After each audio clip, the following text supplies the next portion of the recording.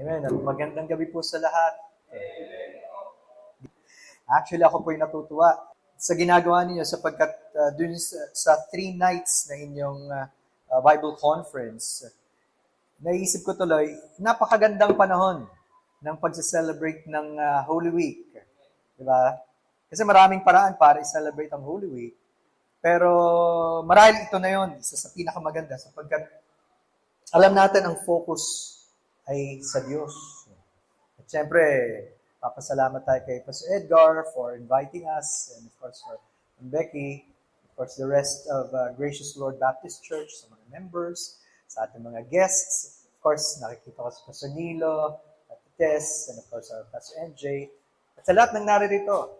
So marahil kung dumadala ko sa mga nakaraang pagtitipon, marami na kayong natutuhan sana pagdating sa Diyos, kung sino ang Diyos, at gaano siya kahalaga sa buhay natin. Tama yung sinabi ni A.W. Pink, na ang isang hindi kilalang Diyos ay hindi maaaring pagtiwalaan, paglingkuran, o sambahin. At totoo naman, di ba? Sa panahon natin, napakaraming mga tao, akala lang nila kilala nila ang Diyos, pero hindi yung totoong Diyos. O kung may pagkaalam, maaaring kakaunti, at makikita nyo to sa paggunita ng karamihan pagdating sa tinatawag nating Semana Santa o Holy Week, kung saan iba ang kanilang binibigyan ng parangal, iba ang kanilang gustong maitaas. At marami mga tao, andun sa kanilang puso, yung walang pakialam sa Diyos o paglayo sa Diyos. Kaya ang panalangin natin sa mga ganitong pag-aaral, at lalo na sa pangungusap ng Diyos, magkaroon tayo ng isang mas malalim at personal na pagkakilala sa dakilang Diyos na ito. Dahil wala na nga pong mas ahalaga pa. At yun ang nawa, maging panalangin mo rin. Dahil kapag nangyari yon na nagpakilala ang Diyos sa iyo ng personal, dun pa lamang dadating yung panahon na magkakaroon ka ng tunay na paggalang, tunay na pagsamba, tunay na paghanga, tunay na debosyon, at paglilingkod sa Diyos. Kailangan mauna muna ang pagkakilala sa Diyos na ito. At sabi ko nga, maganda yung topic na binanggit kanina patungkol sa pagiging sobereno ng Diyos. Dahil sabi nga kanina, ni Padre Tim, bagamat kami ay naligaw, pero ibinalik kami ng Diyos. At nakarating kami dito. Parang ganun din po ang buhay. Minsan may mga plano tayo, pero yung kalooban ng Diyos ang masusunod. Kaya matuto tayo na kumilala at magtiwala sa kataasan ng Diyos. So, marahil ang isa sa pinakapamilyar na talata pagdating sa kabanalan ng Diyos o the holiness of God is found in Isaiah chapter 6. At bago ko ito basahin, tayo po muna ay manalangin. Maraming salamat, aming Panginoong Diyos, sa inyong kabutihan sa amin sapagkat totoo, Panginoon, kung hindi dahil sa inyong mabuting kamay, sa inyong biyaya, sa inyong awa sa aming Panginoon, nasa na kaya kami? Maaaring kami ay kagaya ng karamihan, na naliligaw, marahil kami ay walang pakialam sa inyo, marahil kami rin ay nagsasarili at ginagawa ang sarili namin mga gusto sa buhay. Pero kayo po ay mahabaling Diyos. And so salamat po dahil sa inyong kabutihan sa amin at binibigyan niyo pa kami ng pagkakataon na matuto ng inyong mga salita. And so panalangin ko po sa pagkilos ng inyong banal na spirito. Tatagpuin niyo kami sa isang personal na paraan at nawa kayo rin po ang magbigay buhay sa inyong mga salita. Nabili namin ito sa pangalan ng Panginoong Hesus. Amen. Kung meron po kayong Bibliang dala, samahan niyo po ko sa Isaiah chapter 6, Isaias kabanatang 6, at babasahin lamang po natin yung unang 3 talata. Pero ang main focus natin is verse number 3. Sabi doon, Isaiah chapter 6 verses 1 to 3. Noong taong mamatay ang Haring Uzias, ay nakita ko ang Panginoon na nakaupo sa isang luklukan, matayog at mataas, at pinuno ang templo ng kanyang kaluwalhatian. Sa itaas niya ay nangakatayo ang mga serapin. Bawat isa'y may 6 na pakpak na may 2 na nagsisitakip ng kanyang mukha At may dalawa na nagsisitakip ng kanyang mga paa. At may dalawa na naglilipad sa kanya. Verse number 3, at nagsisigaw ang isa't isa na nagsasabi, Banal! Banal! Banal ang Panginoon ng mga hukbo. Ang buong lupa ay napuno ng kanyang kalwalhatian. At kapag nakita po natin ang verse number 3, isa po sa maaring mas specific na title sa sermong ito ay ang epekto ng kabanalan ng Diyos sa ating panahon. Ang epekto ng kabanalan ng Diyos sa ating panahon. Alam naman po natin, sa panahon natin, maraming mga tao ang hindi na gumagalang sa Diyos. Andyan yung paggamit ng pangalan ng Diyos ng walang kabuluhan, yung paglapastangan sa kanyang mga kautusan, at yung hindi pagpapahalaga kung sino ang Diyos. Sabi nga po sa Roma, Kabanatang 3, Talatang 18, walang pagkatakot sa Diyos sa harap ng kanilang mga mata. At gaano karami ang tao na ganyan. At kasama rin tayo doon kung hindi nga lang naawa sa atin ang Diyos. Pero paano ba natin maibabalik at mas pahahalagahan ang kabanalan ng Diyos? So kung matatagpuan niyo po sa Isaiah chapter 6, 3 mahalagang bagay makikita natin from verses 1 to 3. Una, ang basihan ng ating tiwala simula sa verse 1, especially the first part. Ikalawa, ang personal na kapahayagan ng Diyos sa ikalawang bahagi ng unang talata. At pangatlo, ang Diyos na walang katulad.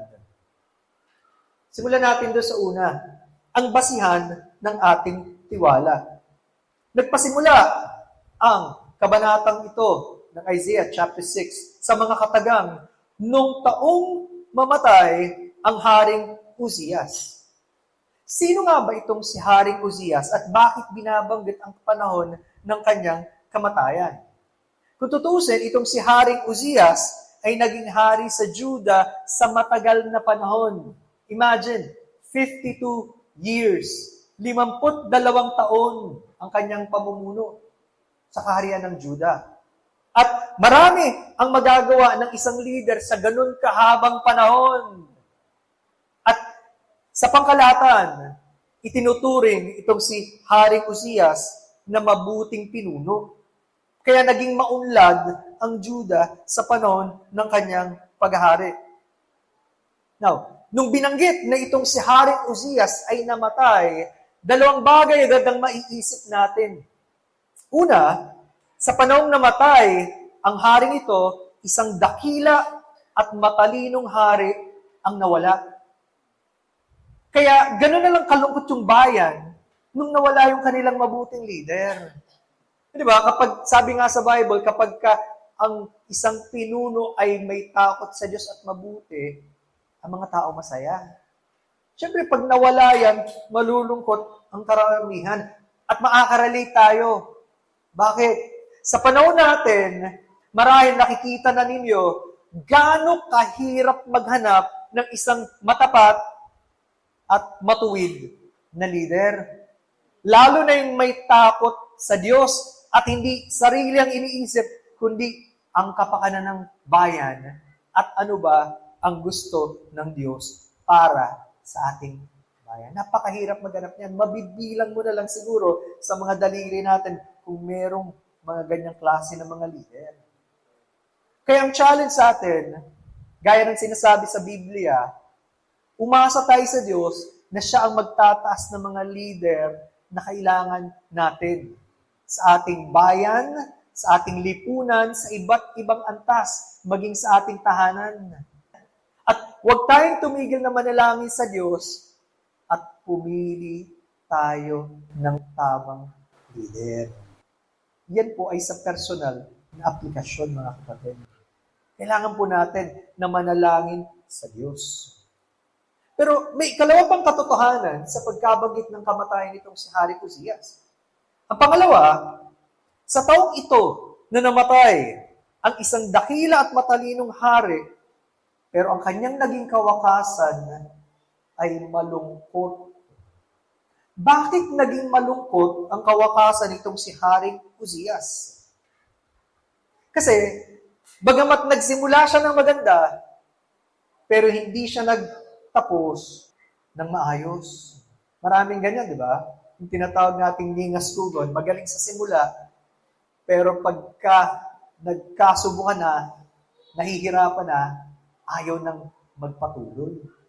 Ano ba ang nangyari dito sa haring ito? Sabi sa ikalawang kronika, kabanatang 26, talatang 16, ngunit nang siya'y lumakas, ang kanyang puso ay nagmataas, na ano pat siya'y gumawa ng kapahamakan, at siya'y sumalangsang laban sa Panginoon niyang Diyos, sapagkat siya'y pumasok sa templo ng Panginoon upang magsunog ng kamangyan sa ibabaw ng dambana ng kamangyan. Tandaan po natin, ang tungkulin ng pag-aalay sa Diyos ay itinalaga lamang sa mga saserdote o yung mga punong pare. Hindi ito itinalaga sa hari gaano man kataas ang tingin sa kanya. May kanya-kanyang tungkuling itinalaga ang Diyos. Ang problema, nung inagaw niya yung hindi para sa kanya, nilalabag niya na yung kautusan ng Diyos. At sabi dyan, pansinin niyo, nung nasa mataas na siyang posisyon, makapangyarihan na siya, yumabang siya. At yan po ang isa sa pinakamalaking kalaban natin, yung yabang. Bakit? Kasi kapag tayo pinanganak sa mundo, meron tayong palaging gustong sabihin ako. Makita niyo yung baby, hindi naman gutom, hindi naman dumong Hindi lang kinakalong, iiyak. At kapag hindi marunong ang magulang, paiikutin ng baby, yung magulang. Bata pa lang yan, marunong nang magpaikot, makasarili. Tayo rin ganun. Puro iniisip natin sarili. At dun nagalit ang Diyos sa kanya. Hindi na ang Diyos ang kanyang pinapahalagan, yung kanyang sarili na. Ano ang tingin ng iba sa kanya? At binigyan siya ng Diyos ng ketong. Sabi sa talatang 11, at yun ang kanyang ikinamatay. No. Again, babala sa atin. Pumapasok kasi ang pagkalimot sa Diyos at yung kayabangan, minsan hindi natin namamalayan. Sa mga maliliit na mga bagay na ginagawa natin na mukhang okay pa naman. Wala pa namang nasasaktan. Pero alam na alam mo, hindi yan ang gusto ng Diyos mula sa kanyang mga salita. Lumalabag na tayo. Hanggang nadadagdagan, at hindi natin napapansin, napakalayo na pala ng puso natin sa Diyos. At yun po ang babala sa bawat isa sa atin. Mag-ingat tayo kapag dumating tayo sa panahon na mas iniisip na natin yung gusto natin o yung ating kapakanan o maging ang pamilya na natin higit sa Diyos at sa gusto ng Diyos. Bigyan nawa tayo ng Diyos ng awa at tayo ay lumapit sa Kanya ng may pagsisisi. Mahalaga po yan, mga kapatid. Huwag na nating hayaan na magpatuloy. Gusto natin nawa mangusap ang Diyos at maging sensitibo tayo sa Kanya. Yun po ang mas magandang paraan ng paglapit sa Diyos. So mapapansin nyo, ang basihan ng tiwala ay totoong sa Diyos lang, hindi kahit kaninong tao. Kasi pansinin nyo, sa panahon natin, puro tao ang itinataas. Pero kahit gaano kagaling yung tao yan, tao pa rin yan. Ang Diyos ay hindi tao. At hindi tayo pwedeng maging kagaya ng Diyos. Paalala ko yan. Pangalawa, ang personal na kapahayagan ng Diyos, matatagpuan natin sa ikalawang bahagi ng unang talata ng Isaiah chapter 6. Hindi aksidente na sa panahon ito, nagpakita ang Diyos kay Propetang Isaias. Muli, babasahin ko yung unang talata, Isaiah chapter 6, verse 1. Nung taong mamatay ang Haring Uzias, ay nakita ko ang Panginoon na nakaupo sa isang luklukan, matayog at mataas, at pinuno ang templo ng kanyang kalwalhatian. Habang ang karamihan, kasama na si Propetang Isaias, ay naapektuhan sa pagkamatay nitong si Haring Uzias. Ito naman ang panahon na nagpahayag ang Diyos sa kanya sa isang personal na paraan patungkol sa kanyang kadakilaan. Nakita niya ang Panginoon na nakaupo sa isang luklukan. Ano ba yung luklukan? Sa simpleng salita, yung trono. Sino ba ang nakaupo sa trono? Eh di yung hari. Ibig sabihin, ang Diyos ay hari pa rin. At siya ang kaisa-isa na totoong hari na palaging may kontrol sa lahat ng mga bagay na nagaganap. At walang kahit isang saglit na hindi siya naghahari. Kilalanin mo man siya o hindi, patuloy siyang hari at maghahari. At pansinin niyo, ang pagpapakilala ng Diyos sa Kanya, siya ay matayog at mataas. Kaya hindi siya pwedeng ikumpara sa kung kani-kanino lang. Ang tanong, ganun pa ba ang pagtanaw mo sa Diyos bilang isang dakila, walang hanggan, at napakataas ng Diyos na dapat hangaan, dapat papurihan, dapat sambahin, at dapat paglikuran. Ganun pa ba? Sabi nga ni A.W. Pink, ang Diyos ng karamihan ay hindi ang Diyos ng Biblia. At ang Diyos ng karamihan ay napakaliit na Diyos na kayang isa-isang tabi lang kapalit ng mas maraming mga bagay. Pero hindi po yun ang pagpapakilala ng Diyos. Nagiging ordinaryo ba ang Diyos sa atin kung nararamdaman natin parang kabady-bady mo lang siya? Parang ang tingin mo sa Kanya, kapareho mo lang. Wala yung paggalang. Ganun na ba ang tingin mo sa Kanya? Sana ibalik tayo ng Diyos dun sa ganong kataas na pagtingin sa Kanya na wala kang masasabi kundi, Panginoon, napakadakila niyo. Kayo ang karapat-dapat sa lahat. Patawarin niyo ko kung napakaliit ng pagtingin ko sa iyo. Sana buksan ng Panginoon ang ating mga mata at ang ating mga puso para sa ganitong kalaking Diyos. Alam niyo, kapag nakilala mo ang Diyos sa gayong paraan, napakalaking kapayapaan at kasiyahan ang dulot nito. Bakit? Gaya nga ng binanggit kanina, sa gitna ng napakarami nating problema, hindi lang personal na problema, alam ka, bawat isa maraming problema eh. Problema mo, problema ng pamilya, maraming problema ng barangay, may problema pa sa church, pero hindi lang yun, yung bansa, ang iba pang mga bansa, gaya ng binanggit, yung mga digmaan, yung pagtaas ng presyo ng langis, pagbaba naman ng ating peso against the dollar, inflation. Maraming tao takot na takot. Pero hindi eh. Kapag nakilala mong Diyos sa kanyang kataasan, sa gitna ng lahat ng ito, alam mo, hindi kanya iiwanan at pababayaan. Alam mo na siya ang mabuting kasama sa lahat. Bakit? Sapagkat gagabayan niya tayo bawat hakbang. Ano man ang maganap sa buhay natin, mas gusto ko ng kasama ang Diyos. Kaysa naman ang sarap-sarap ng buhay mo, wala naman ang Diyos. Nasaan ka? Di ba? So, sa gitna ng lahat ng ito, nagpakilala ang Diyos. At pinapakita niya sa pagkakataong ito, kahit na yung haring hinahangaan nyo, mabuting hari, oo, pero mamamatay pa rin. Tao kasi siya. Pero pagkamatay ng isang hari, nagpakilala ang totoong hari ng lahat na kailanman magpapatuloy.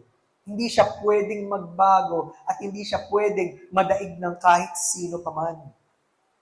At alam nyo, ang isang pinakamalaking katotohanan para sa atin, kailangan magpahayag ang Diyos sa iyo, personal. Kumilos siya sa buhay mo kung paanong nagpahayag siya kay Isaias at nagpakita sa kanya. Kailangan katagpuin ka ng Diyos ngayon. Saan ka? Kailangan ipakilala niya sa iyo ang iyong karumihan bilang makasalanan at gaano siya dakila bilang isang tagapagligtas na siya lang ang pwedeng sumapat sa buhay. Lahat kasi tayo may hinahanap na kung anong bagay eh. Pero sabi nga, ang puso ng bawat isa sa atin, merong kakulangan. May emptiness, may void. At tanging ang Diyos ang pwedeng pumuno nito. Saan mo hinahanap ang iyong kasapatan? Ang iyong kakumpletuhan? Sa Diyos ba na ito, na walang kasing taas at walang kasing dakila? O inaasa mo yan sa tao, sa iyong sarili, sa iyong sitwasyon sa buhay? At yun ang panalangin ko. Kung hindi mo kilala ang Panginoong Jesucristo na tagapagligtas, buksan ng Panginoon ang iyong isip at puso at makita mo, siya lang ang kailangan mo ngayon. Huwag kang makontento na kasama ka lang nakikinig, kasama ka lang umaawit, kasama ka lang sumasamba, pero hindi mo siya kilala sa buhay mo. Kailangan ng personal na pagpapahayag ng Diyos. At para ipakita ang kadakilaan ng Diyos, binabanggit ang paglalarawan sa Kanya. Anong sabi doon? Sa ikalawang bahagi ng verse number 1. At napuno ang templo ng laylayan ng Kanyang damit. Yun ang literal na rendition sa Hebrew. Mahaba ang laylayan ng damit, pumuno sa templo. Ang kahabaan daw ng laylayan ng damit ay nagpapakita ng kahalagahan ng isang nagsusuot. Kaya yung mga hari, makikita nyo, pag maglalakad, ang haba ng kanilang damit. Bakit? Importanteng tao daw eh. Sa palagay nyo, saan natin nakuha yung konsepto na kapag yung babae at lalaki kinakasal, habang naglalakad yung babae, mahaba yung kanyang suot. Bakit natin nakuha yan? Kasi dapat, sa kanya ang sentro ng atensyon. Diba? Sa tao yan. Pero pansin niyo nung inilarawan ng Diyos na mahaba ang laylayan ng kanyang damit, ito daw ay pagpapakita na napakadakila ng Diyos na ito. Napakataas niya.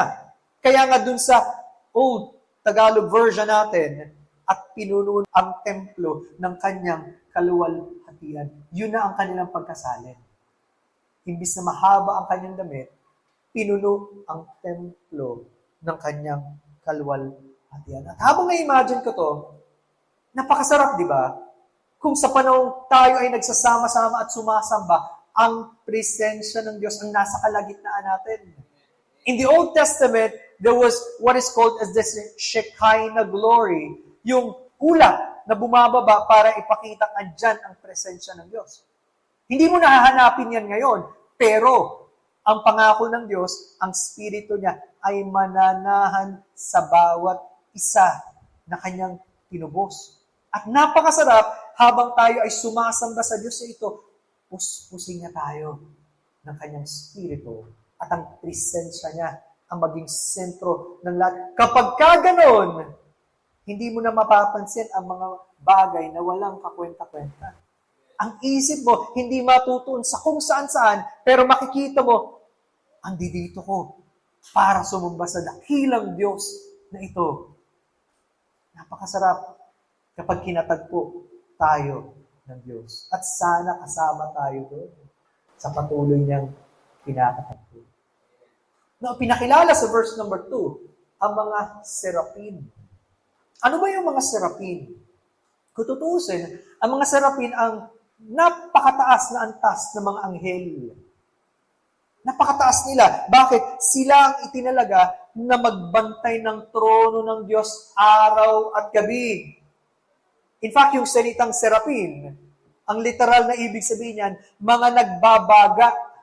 Ito daw yung mga anghel na nag-aapoy. At ang pagkakapaliwanag sa atin sa verse number 2, 6 ang kanilang pakpak.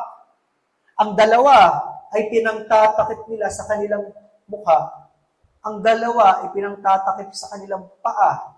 At ang dalawa ay ginagamit panglipad. Sa kanilang paglipad, ipinapakita na sila ay handang sumunod sa Diyos anuman ang kanyang ipag-utos sapagkat lingkod sila ng Diyos. Pero mapapansin nyo rin, bagamat nagbabaga ang mga anghel na ito, pero sa presensya at sa harap ng dakilang Diyos, nahihiya sila. At parang hindi sila makatingin sa napakaluwalhating Diyos at parang tinatakpan nila yung kanilang mga paa at sinasabi lang, hindi kami karapat-dapat. Napakataas na nitong mga anghel na to. Pero pag ikinumpara mo sa Diyos, wala silang pwedeng ipagmalaki. Kung nangyayari sa anghel yan, alam nyo, yan din ang isang senyales kapag kinikilos tayo ng Diyos. At nakita natin ang kaluwalhatian ng Diyos, makikita din natin ang ating kaliitan. In fact, kapag tinuloy niyo ang aklat ng Isaias, itong kabanatang 6, si Isaiah din na nagsabing, Saba ko, sapagkat ako ay taong marumi ang bibig at nabubuhay ako sa mga taong marurumi. Isang propeta ng Diyos, isang tagapagpahayag ng salita ng Diyos, pero marumi ang kanyang labi o sa harapan ng Diyos. Wala siyang ibang makita, kundi ang kadakilaan ng Diyos. Yun pala ang sagot doon. Kapag ang tao palaging pinag-uusapan ng kanyang sarili at gusto niya palagi, lahat ng gusto niya ang masunod, kita mo makasarili. Wala siyang karanasan o hindi niya nakikilala ang kataasan ng Diyos. Pero kapag nagpakilala ang Diyos, mangliliit tayo sa harapan ng Diyos. At ano man ating pinagmamalaki, malulusaw sa harapan niya. Para bang ganito Kung ikaw, meron kang flashlight, at sa tingin mo, pag pumasok ka sa room, napakalakas ng flashlight mo, subukan mong gamitin ang flashlight mo sa tirik na araw. Anong panama ng isang flashlight? Wala. Anumang kabutihan meron tayo, kapag nasa harapan na tayo ng isang dakila at banal na Diyos, hindi na tayo ang sentro. Siya na. Siya ba ang nakikita mo ngayon at siya ba ang gusto mong makilala sa iyong buhay? Patuloy ka pa rin sa pagiging makasarili. At dahil doon, mapapansin nyo, sila rin ang gagamitin ng Diyos para ipahayag ang dakilang katotohanan ito. In fact, mapapansin niyo po sa verse number 3. At nagsisigaw ang isa't isa na nagsasabi, Banal, banal, banal ang Panginoon ng mga hukbo. Ang buong lupa ay napuno ng kanyang kaluwalhatian. Dito natin makikita ang ikatlong punto natin ng Diyos ay walang katulad. Papasin nyo, ang mga anghel na to, hindi nila mapigilan ng sarili na sabihin sa isa't isa. Hindi nga nila to sinasabi sa Diyos dahil nahihiya sila sa Diyos, pero ipinapahayag nila sa isa't isa ang kabanalan ng Diyos. At sabi doon, 3 beses nila binanggit ang pagiging banal. So, bakit kailangan 3? Hindi ba pwedeng isa na lang? Well, kung sinabing banal ang Diyos, alam nating totoo yun. At wala nang dapat pag-usapan sapagkat totoo namang banal ang Diyos. Pero kung binanggit na siya ay banal, alam mo na binibigyan ng diin ang kabanalan ng Diyos. Ibinanggit ng 3 beses. Ibig sabihin, wala nang mas babanal pa, wala nang mas dadakila pa sa Diyos na ito. At ang obserbasyon din ng marami na nagko-komentaryo dito, hindi natin maitatanggi dahil ang Diyos ay iisang Diyos, pero meron siyang 3 persona. Ang Diyos Ama, ang Diyos Anak, at Diyos Espiritu Santo. Salamat sa Diyos na nagpapahayag sa atin. Ganyan kadakila ang Diyos na ating sinasamba. Sana makita natin sino siya sa buhay natin. Ang salitang pagiging banal o yung kabanalan, sa pinakasimple nitong kahulugan, ay tumutukoy sa pagiging bukod, tangi, o hiwalay. Tandaan yun. Yun ang ibig sabihin ng kabanalan, bukod, tangi, o hiwalay. Pero ang tanong, saan ibinubukod ang Diyos? Una, pansinin niyo agad, Dahil siya ay Diyos, siya ay bukod sa kanyang nilikha. Kasi ang Diyos, wala siyang simula, wala siyang katapusan. Siya ang lumalang sa lahat, pero tayo, kasama tayo sa kanyang nilikha. Kaya bukod siya. At yun po yung tinatawag natin term sa theology na transcendent. Mas mataas siya at higit sa kanyang mga nilikha. Kaya yung mga sumasamba sa araw, yung mga sumasamba sa baka, yung mga sumasamba sa kapwa-tao, paglabag yun sa kautusan ng Diyos. Bakit? Wala kang pwedeng ituring na kapantay ng Diyos. Kaya nga sabi ng Diyos, huwag kang gagawa ng anumang inanyo ang larawan. Sa langit man, sa lupa o sa ilalim ng lupa, para sila yukuran o paglingkuran. Hindi pwedeng iyan ang Diyos. Kaya bukod siya sa sangkatauhan. Ang kalikasan niya ay banal, siya ang Diyos, tayo, tao. Pero salamat, nilikha tayo ng Diyos. Na para maintindihan pa natin ang konseptong ito, isipin niyo po, ang Diyos, hindi siya kagaya ni Superman o yung taong pinakamalakas. Hindi po. Kahit mag-isip kayo ng tao, sabihin mo ng pinakamatalino, hindi pa rin yan ang Diyos, tao pa rin yan.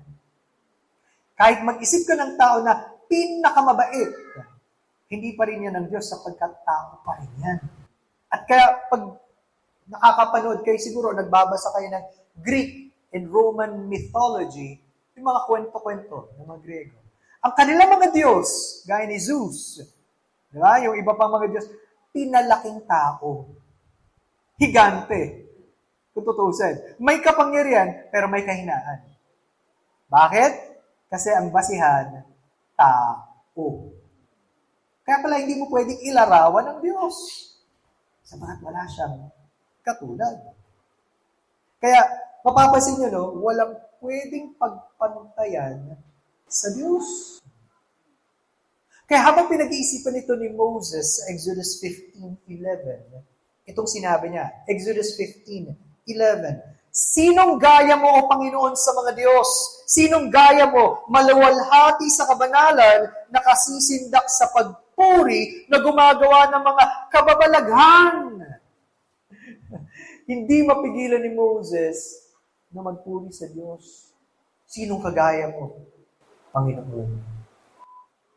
At sana, maisip natin, salamat, Panginoon, dahil sa inyong kataasan, kayo ay bumaba sa aming level at inabot ninyo kami. Pwede namang hindi gawin ng Diyos yun. At ito pa, kabaliktaran tayo ng Diyos.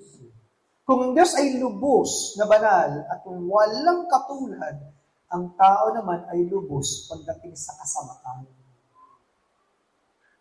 Pinaglilihi pa lang tayo sa tiyan ng nanay natin, makasalanan na tayo. Pag pinanganak, nagkaisip, lumaki, hanggang tumanda, dala-dala natin ang kasalanan at palagi tayong nagkakasala. Ayaw man natin, nagkakasala pa rin tayo. At yun ang katotohanan.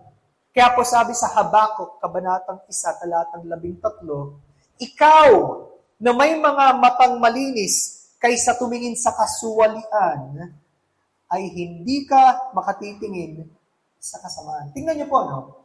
Sa panahon natin na tanggap na ng karamihan ang kasalanan, normal na lang na magkasala, tumatawa pa ang iba habang nagkakasala. Pero sabi diyan, ang Diyos daw hindi pwedeng tumingin sa kasamaan. Habakuk 1:13.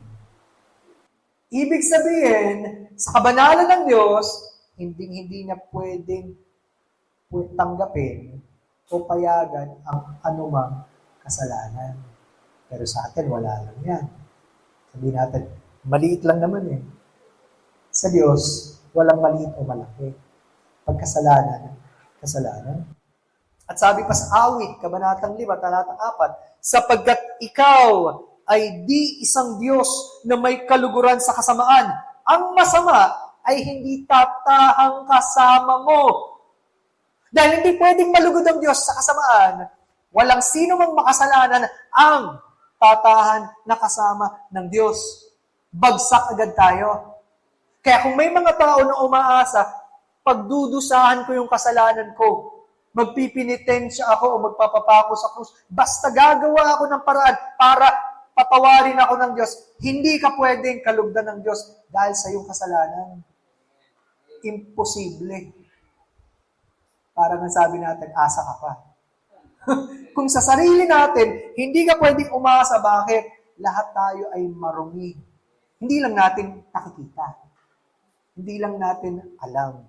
Kaya kailangan ipahayag ng Diyos. At eto may mga nakakausap ako pag sinasabi, palagi naman ako nagdadasal.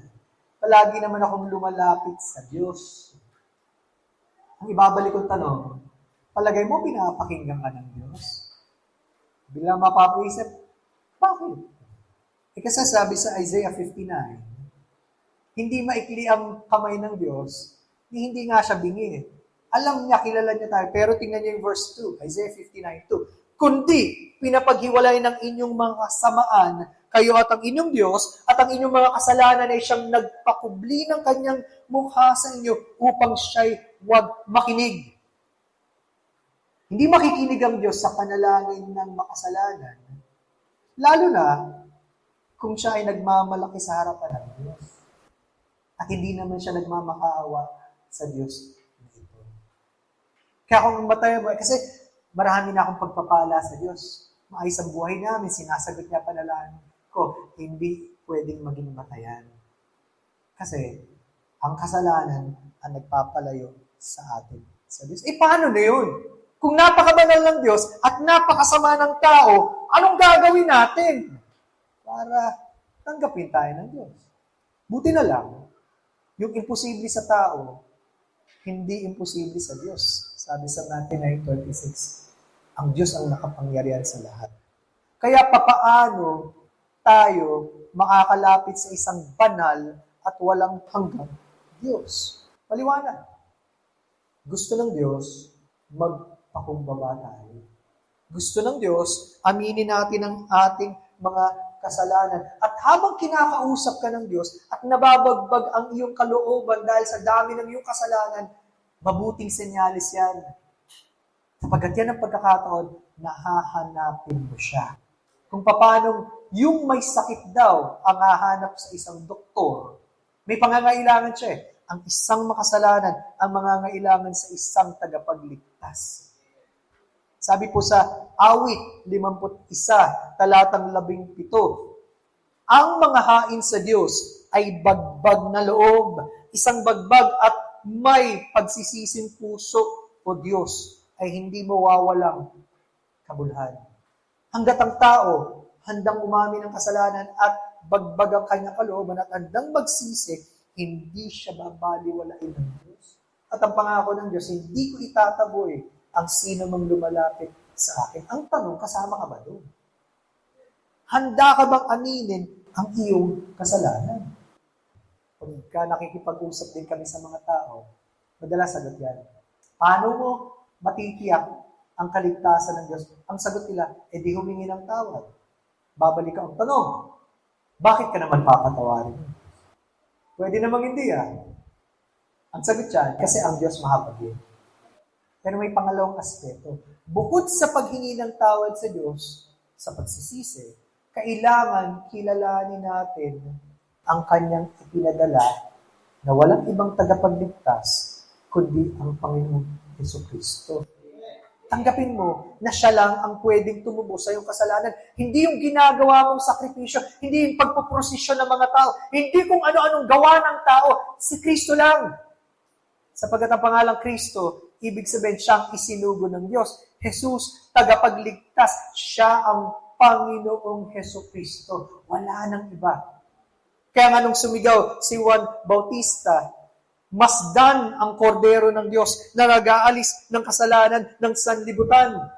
John 1:29. Wala siyang ibang pinakilala kundi ang kordero ng Diyos sapagkat siya ang inihanda bilang handog at hain para sa ating kasalanan. Siya lang. Ang tanong, kinikilala mo ba siya? Na siya pwedeng magligtas? Hindi ba yung sarili mo? Hindi yung katwiran mo? Hindi yung pagdalo mo sa simbahan? Si Kristo lang ba ang iyong tagapagligtas? At mas mabuti pa daw ngayon na kilalanin mo siya habang may panahon. Diba? Kasi nga, kung hindi mo ihahayag sa Diyos ang iyong kasalanan, nagmamalaki ka sa Diyos. Pero ang pangako ng Diyos sa Juan, unang Juan, kabanatang 1, talatang 9, alam niyo to 1 John 1:9, kung ipinahahayag natin ang ating mga kasalanan, ay tapat at banal siya na tayo patatawarin sa ating mga kasalanan at tayo lilinisin sa lahat ng kalikuan. Natuto ka lang kumilala sa Diyos. Makita mo ang kabanalan at kadakilaan ng Diyos at makita mong sa kabaligtaran, napakalaki ng iyong kasalanan at lumapit ka sa Kanya. Kahit ngayon, lumapit ka sa Kanya. Sapagkat ang Diyos ay mahabaging Diyos. At ang Kanyang huling pangako sa Isaiah 57:15. Isaiah 57:15. Sapagkat ganito ang sabi ng mataas at matayog na tumatahan sa walang hanggan na ang pangalan ay banal. Ako'y tumatahan sa mataas at banal na dako na kasama rin niya na may pagsisisi at pagpapakumbabang loob upang bumuhay ng loob na nagpapakumbaba at upang bumuhay ng puso na nagsisisi. Nakita niyo ba yon? Sa gitna ng kataasan ng Diyos at kabanalan ng Diyos at walang pwedeng makalapit sa Kanya, pero ang Diyos handa na tumanggap sa taong nagsisisi at kumikilala sa Kanya. Sana kasama ka doon, kaibigan. Kung di mo pakilala ang Panginoong Jesucristo na yung tagapagligtas, ngayon na, ang sabi ng Biblia, ngayon ang araw para ikaw ay lumapit. At kung matagal na naman tayong nagtitiwala sa Kanya, hindi ba ito rin ang panahon para lalo natin makita ang kabanalan ng Diyos at ang buhay natin dapat sa Kanya nakaalay at hindi po pwede habang ang Diyos na sinasamba natin ay banal, magpapatuloy tayo sa kasalanan at lalayo tayo sa Kanya. Sana po may pinaalala ang Diyos at sana ang Diyos ang nataas at natanyag sa Kanyang mga salita. Naway pagpalain po tayo ng Panginoon. Let's pray. Purihin ang iyong pangalan namin Diyos, kayo po ang magpala ng iyong mga salita sa aming puso at tunay na kayo ang madakila sa lahat ng ito. Sa pangalan ng Panginoon Jesus.